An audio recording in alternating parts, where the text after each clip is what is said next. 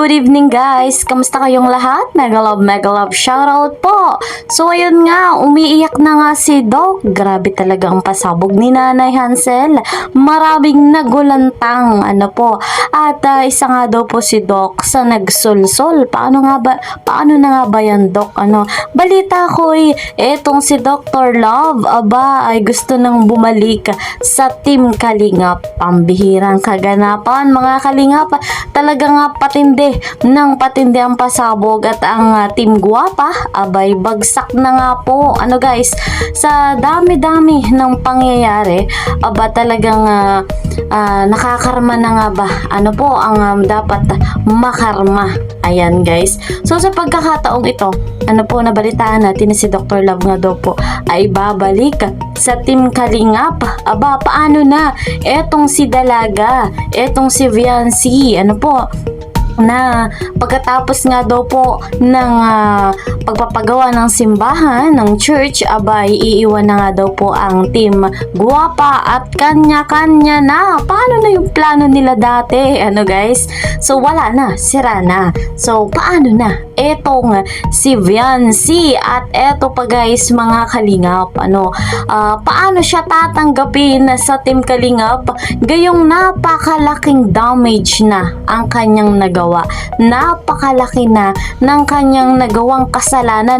Tumatak na sa puso't isipan ng mga viewers, tumatak na sa puso't isipan ng ni Kalingap Rob, ni Kuya Val, ng buong Team Kalingap. So paano niya yan malilinis? Ang paraan niya ba ay muling iiyak? Mag-iiyak na nga ba siya ulit? Guys? So natunghayan natin dati nung bago-bago pa lang nabuo niya yung Team Guwapa. Nung nag-comment doon si Kalingap Rob, guys, talagang umiiyak siya. At ang kanyang pahayag doon, kahit doon anong mangyari, ipagtatanggol niya si Kalingap Rob. Atin nga pong muling balikan yung kanyang dating pahayag, eto muna, panoorin niyo po. Kalingap po, salamat po sa lahat. Damiss ka namin, matagal din natin pinagsamaan. Opo boss, Eto na, iiyak na siya. naiintindihan kita boss. Naiyak ako. Yan, naiyak ako. Pambihira, ang galing ni Doc. Salamat talaga boss. Tinanggap po ako. Ano nga bang nangyayari na Dr. Love? Tinanggap niyo ako, buong pamilya niyo. Pero hindi ko na sila pwedeng iwanan. Pagkatapos ng Sure ka na ba dyan, Dr. Love? pagkatapos tinanggal niyo ako. Mahal ko kayo boss. Kahit kailan di kita ipagpalit. Naku nga, napakahusay naman talaga ni Dr. Love. Kahit kailan ipagtatanggol kita. Darating ang araw boss, pagtatanggol kita. Naku Doc, hindi mo naman kayang gawin na ipagtanggol. Masira man ulit ang channel ko, ipagtatanggol kita. Pero pagmamahal ko sa'yo, gusto kita iwanan. Paiyak-iyak pa siya niyan guys mga Kalingap, pero ngayon grabe na ang kinalabasan ng kanilang pinalano. Habang buhay kita, ipagtatanggol. Utang ko sa inyo ang aking channel, na totoo lang. Satisfy ba kayo dyan guys mga Kalingap? Utang ko sa inyo ang channel ko, boss. Hindi kita iwanan, boss. Pero sa pagkakataong ito, boss, sana maintindihan mo. Iba talaga si Dr. Love, pang best actor. Yan po yung kanyang sinabi noong una pa. Hindi ko pwedeng iwanan ang mga tao ito na tinanggap nila ako ng mga time na tinanggal niyo po ako. Salamat. Grabe siyang umiyak. Guys, mga Kalingap, wala namang luha. Marami, boss. Sana maintindihan mo. Pero alam ko magkasama pa tayo sa bandang huli. Pero sa ngayon, hayaan mo. Ito yung plano nila nung una. Guys, nung bumuo sila ng Team Guwapa. Wala ko, boss. Ipagpatuloy ko ang natutunan ko sa kanila. Ipagpatuloy ko, boss. Una kong project yung simbahan. Satisfy ba kayo dyan, guys, mga Kalingap, sa mga sinabi ni Dr. Love noon? Inspired by Kalingap pa rin yan, boss. So ayan, nakita natin yan sa Facebook, may nag-upload niyan. So re-reaction na natin. Yan yung live ni Dr. Love. So sa kanyang sinasabi diyan, itutuloy na tuloy talaga ang Team Guwapa. Yung nang pagkakataong yan, noong pagkakataong yan. So ngayon, tatapusin lang ang church, pagkatapos magawa, kanya-kanya na. So yun yung nangyayari ngayon, yung kanyang sinasabi nitong si Dr. Love. Pero ang kanyang sinasabi dati, hindi niya kayang iwan na ang Team Guwapa na kanyang nabuo.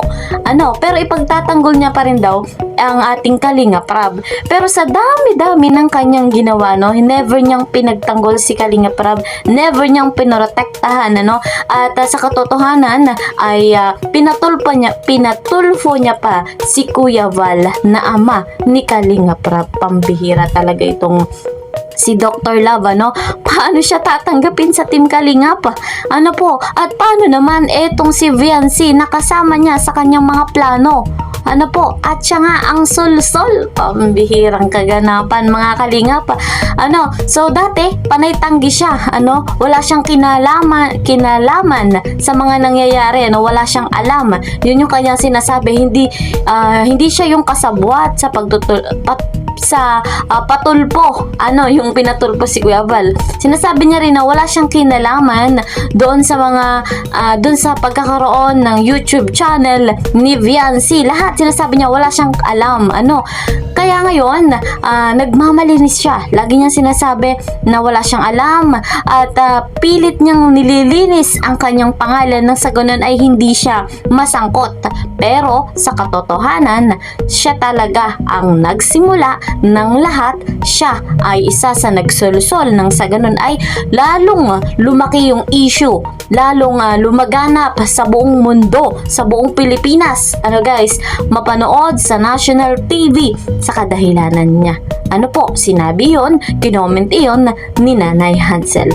So ganun pa man, guys, wala tayong magagawa kundi kung ano man yung desisyon ni Kalinga Prab at ni Kuya Val. Kilala natin si Kuya Val, napakabait niyan, napakalambot ng puso niyan, mapagmahal yan si Kuya Val.